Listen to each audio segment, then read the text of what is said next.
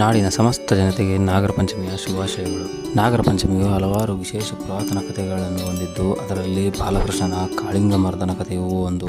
ಇದರ ಪ್ರಕಾರ ನಾಗರ ಪಂಚಮಿಯಂದು ಕಾಳಿಂಗನಾಗ ಎಂಬ ಹಾವನ್ನು ಕೃಷ್ಣನು ಸೋಲಿಸಿದನು. ಕೃಷ್ಣನು ಸಾಮಾನ್ಯ ಮಗುವಲ್ಲ ಎಂದು ತಿಳಿದ ನಂತರ ಕಾಳಿಂಗನಾಗ ಮತ್ತು ಅವನ ಹೆಂಡತಿಯರು ಕರುಣೆಗಾಗಿ ಬೇಡಿಕೊಂಡರು ಮತ್ತು ಗೋಕುಲದ ಜನರಿಗೆ ಹಾನಿ ಮಾಡುವುದಿಲ್ಲ ಎಂದು ಭರವಸೆ ನೀಡಿದರು. ಕೃಷ್ಣನು ಕಾಳಿಂಗನಾಗನ ಪ್ರಾಣವನ್ನು ಉಳಿಸಿದನು ಮತ್ತು ನಾಗರ ಪಂಚಮಿಯನ್ನು ಕೃಷ್ಣನ ವಿಜಯವೆಂದು ಆಚರಿಸಲಾಗುತ್ತದೆ. ಜನಮೇಜಯ ಮತ್ತು ಶೃಂಗಿಯ ಶಾಪದ ಕಥೆ ನಾಗರ ಪಂಚಮಿಗೆ ಸಂಬಂಧಿಸಿದ ಇನ್ನೊಂದು ಕಥೆ.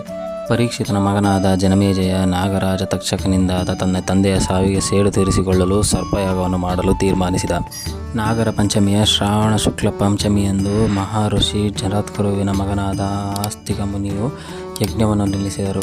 ಈ ಮೂಲಕ ನಾಗ ಸಂತತಿಯನ್ನು ಕಾಪಾಡಿದರು. ಅಷ್ಟೊತ್ತಿಗಾಗಲೇ ಲಕ್ಷಾಂತರ ಉರಗಗಳ ಸಂತತಿ ನಾಶವಾಗಿತ್ತು. ಅವುಗಳಲ್ಲಿ ಮಹಾಕಾಯದ ಬಣ್ಣ ಬಣ್ಣದ ಉರಗಗಳಿದ್ದವು.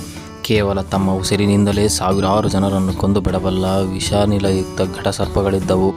ಕೋಟಿಶ, ಮಾನಸ, ಪೂರ್ಣ, ಶಲ, ಪಾಲ, ಅಲೀಮಕ, ಪಿಚ್ಚಲ, ಕೌಣಪ, ಚಕ್ರ, ಕಾಲವೇಗ, ಪ್ರಕಾಲನ, ಹಿರಣ್ಯಬಾಹು, ಶರಣ, ಕಕ್ಷಕ, ಕಾಲದಂತಕ ಮುಂತಾದ ವಾಸುಕಿ ವಂಶದ ನಾಗಗಳು ಸಾವಿಗೀಡಾದವು.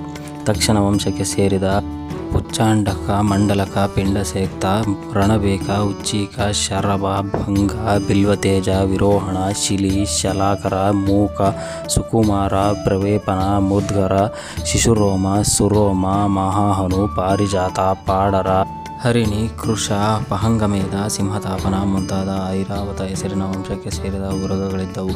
ಕೌರವ್ಯ ವಂಶದ ಏರಕ, ಕುಂಡಲ, ವೇಣಿ, ಬಾಹುಕ, ಶೃಂಗವೇರ, ಧೂರ್ತಕ, ಆತಕ ಮುಂತಾದ ಹಾವುಗಳು ಸಾವಿಗೀಡಾದವು. ಹೀಗೆ ಲಕ್ಷಾಂತರ ಸರ್ಪಗಳು ಯಜ್ಞಕುಂಡದಲ್ಲಿ ಬಿದ್ದು ಧಗಧಗಿಸಿ ಸಾವಿಗೀಡಾದವು. ಆದರೆ ಇನ್ನು ಅನೇಕ ವಿಷಯುಕ್ತವಲ್ಲದ ನಿರುಪದ್ರವಿ ಹಾಗೂ ಮತ್ತೆ ಕೆಲವು ಉಪದ್ರವಿ ಸರ್ಪಗಳು ಸಾಯದಂತೆ ಬದುಕುಳಿಯಲು ಕಾರಣವಾಗಿದ್ದು ಮಹಾಶಕ್ತಿಶಾಲಿ ಮಹಾಪಂಡಿತ ಬಾಲಬ್ರಹ್ಮಚಾರಿ ಆಸ್ತಿಕರಿಂದ.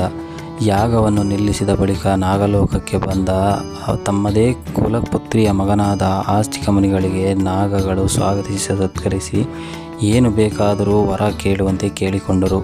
ಏನು ಕೇಳಿಯಾನೋ ಋಷಿಮುನಿಗಳು. ಆಗ ಆಸ್ತಿಕರು ಸರ್ಪಯಾಗ ಪರಿಸಮಾಪ್ತಿಯನ್ನು ಜಪಿಸಿದವರಿಗೆ ನಾಗಗಳಿಂದ ಯಾವ ತೊಂದರೆಯೂ ಆಗದಂತೆ ಕೇಳಿದರು. ಇದಕ್ಕೆ ಎಲ್ಲ ನಾಗಗಳು ಒಮ್ಮತದಿಂದ ಸಮ್ಮತಿಯನ್ನು ಸೂಚಿಸಿದವು.